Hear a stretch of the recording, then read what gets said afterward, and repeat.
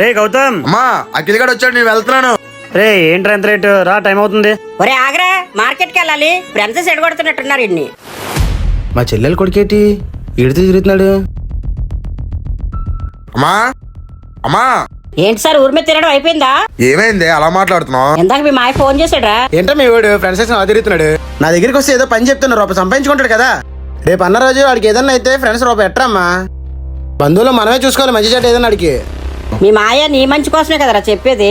ఓ అవునా, సరే అయితే అర్జెంట్ మీ అన్నికి కాల్ చేసి అర్జెంట్ 10,000 కావాలి అడగమ్మా. దేనికిరా? నువ్వు అడగమ్మా చెప్తాను.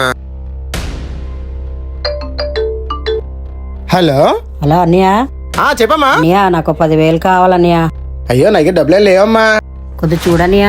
నేనే చాలా ఇబ్బందుల్లో ఉన్నానమ్మా. సరే అన్నయ్య. ఒరే మా దగ్గర డబ్బులు లేవంటరా. అవునా, ఒక్క నిమిషం, ఇప్పుడు నా ఫ్రెండ్ కాల్ చేస్తా. వీడేంటి ఇప్పుడే డ్రాప్ చేశాను. రే మామా, చెప్పరా. నాకు అర్జెంట్ 10,000 కావాలరా. ఏంటి 10,000?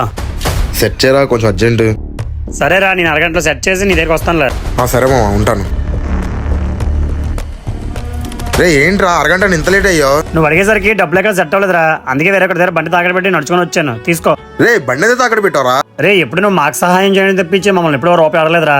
అలాంటిది నీకు ఏ అవసరం వచ్చి డబ్బులు అడిగావో అందుకే బండి తాకడ పెట్టాను రా. పర్వాలేదు లేరా, వచ్చిన శాలరీతో విడిపించుకుంటానులే. సరే నాకు డ్యూటీ టైం అవుతుంది, నేను వెళ్తానంటే వెళ్తాను రా. చూసావమ్మా, రక్త సంబంధం ఉన్న మీ అన్నయ్య డబ్బులు అడిగితే డబ్బులు లేవని చెప్పాడు, అంత పెద్ద సిమెంట్ షాప్ ఉంచుకొని కూడా. కానీ నా ఫ్రెండ్ ఏ సంబంధం లేకపోయి నా కోసం వాడు బండి తాకడ పెట్టి మరి నా కోసం డబ్బులు తెచ్చాడు. అదమ్మా ఫ్రెండ్షిప్ అంటే. చెప్పుకోవడానికే బంధువులమ్మా, కానీ కష్టం వస్తే ముందు నిలబడి సాయం చేసి ఫ్రెండ్స్ మాత్రమే. గుర్తుపెట్టుకో.